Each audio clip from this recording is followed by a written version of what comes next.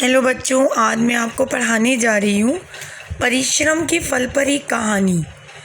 वरदराज नाम का एक बालक था जो पढ़ने में बहुत कमज़ोर था। बच्चे उसका मजाक उड़ाते थे।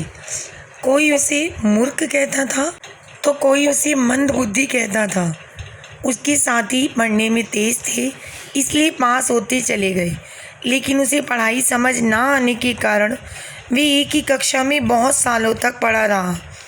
एक दिन परेशान होकर गुरुजी ने उसे बुलाया और कहा, बेटा, पढ़ाई तुम्हारी बस की नहीं, तुम घर चले जाओ और जाकर खेती बाड़ी करो। वरदराज घर जाने लगा।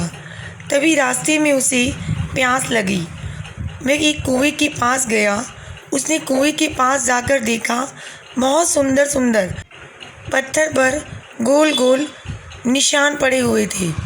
उसने समीप खड़ी महिलाओं से पूछा तो महिलाओं ने बताया कि बार बार कच्ची मिट्टी का घड़ा पत्थर पर रखने से ये निशान पड़े हैं।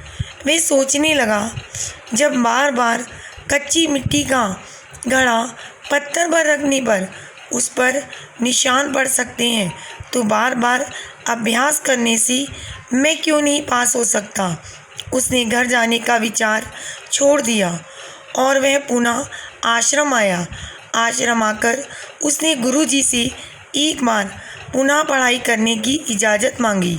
गुरुजी ने उसे इजाज़त दे दी। अब वह दिन रात पढ़ने लगा, खूब परिश्रम करने लगा। धीरे धीरे वह कक्षा में प्रथम आने लगा। उसे सारी पढ़ाई समझ आने लगी।